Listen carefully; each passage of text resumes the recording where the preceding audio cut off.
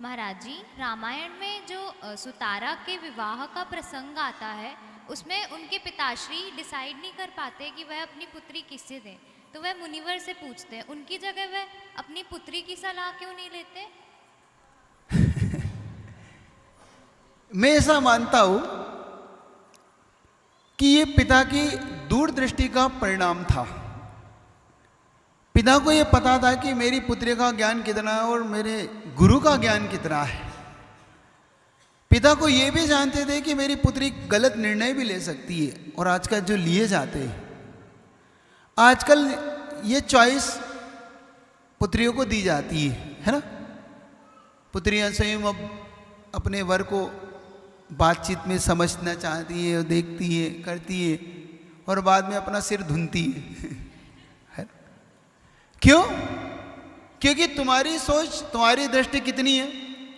तुम्हारी दृष्टि है लड़का कितना सुंदर है, तुम्हारी दृष्टि में लड़का कितना कमाता है, लड़का मुझे कितना घुमाएगा फिराएगा, मुझे कितनी स्वतंत्रता है। इससे ज़्यादा तुम्हारी दूरदृष्टि नहीं है, इससे ज़्यादा तुम्हारी बुद्धि भी नहीं है। क्योंकि तुम्हारी बुद्धि में बस लड़के की सुंदरता, तुम्हारी बुद्धि में लड़के की कमाई, तुम्हारी बुद्धि में अपनी स्वतंत्रता, स्वच्छंदता जिसको मैं जो कहूँ, बस इससे ज़्यादा तुम्हारे पास दूरदृष्टि नहीं है। लेकिन ये दूरदृष्टि पिता के पास होती है। और तुम्हारे दृष्टि में, क्योंकि पिता की दृष्टि में सुंदरता नहीं होती, पिता की दृष्टि में संस्कार होते कि ये लड़का संस्कारवान है कि नहीं, ये देख लेना। माता पिता की दृष्टि किस पे होती है? लड़का थोड़ा सा अगर सांवला भी है तो चलेगा, कम कमाता है तो भी चलेगा, लेकिन अगर लड़का संस्कारवान है, मेरी लड़की को सुरक्षित रख लेगा कि नहीं, मेरी लड़की के साथ इसका अच्छा व्यवहार रहेगा कि नहीं, मेरी लड़की के जो सास ससुर बनने वाले हैं इसके माता पिता भी व्यवस्थित है कि नहीं, तो वो माता पिता थोड़ा सा समझौता कर लेते कि नहीं, मेरी लड़की, बस मेरी लड़की सुखी रह जाए। देखना तुम्हारी दृष्टि में और उनकी दृष्टि में कितना महान अंतर होता है। तुम लड़के पे संस्कार है कि नहीं, इससे तुम्हें कोई लेन देना नहीं, लेकिन लड़का सुंदर होना चाहिए। संस्कार ना हो तो चलेगा, वो ड्रिंक करेगा चलेगा, वो घूमता होगा चलेगा, लेकिन तुम्हारे अंदर में संस्कार की ओर ध्यान नहीं जाता। तुम्हारी उसका पैकेज कितना है, उसकी कमाई कितनी, इस ओर ध्यान जाता है, लेकिन तुम्हें ये नहीं पता कि वो पैकेज का क्या करता है। अपने पैकेज को कैसे शराबों में उड़ाता है, व्यसनों में उड़ाता है। लेकिन तुम्हारे लिए तो सबसे पहले, अच्छा सही बता दो, अब तुमने छेड़ा है तो सबसे पहले लड़का लड़की से पूछता क्या है? वो यही पूछता है, तुम मुझे घुमाने कहाँ ले जाओगे भाई, भाई होटल में चलोगे कि नहीं मेरे साथ। अब तो ये पूछा जाता है कि भाई तुम आलू प्याज के त्यागी तो नहीं हो ना, तुम्हारे माता पिता व्रती तो नहीं है ना। क्यों?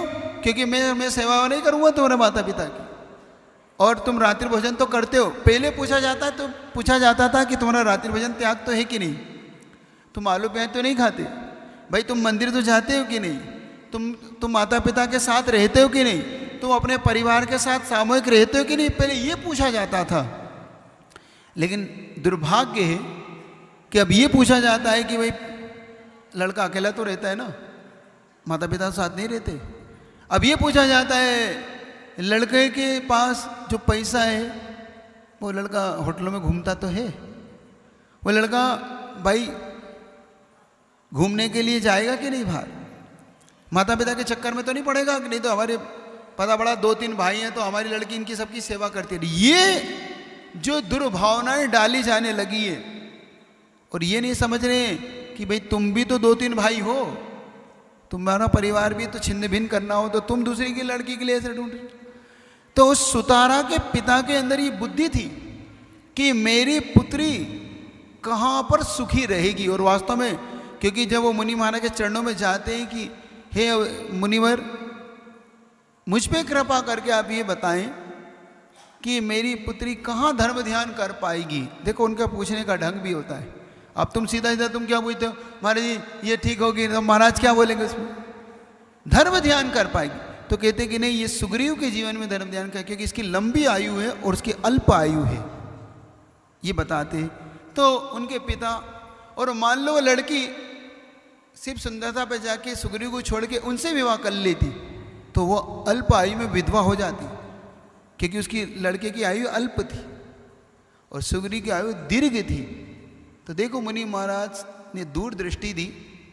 तो अब तुम बताओ, उसके पिता को निर्णय ठीक था कि लड़की से पूछना ठीक था? ठीक था ना, पिता का निर्णय ठीक था ना। तो अब मेरा तुमसे कहना है, जितने भी तुम लोग बैठे हो, माता पिता के अनुसार विवाह करना, अपने मन से मत करना, बस इतना तुमसे कहना।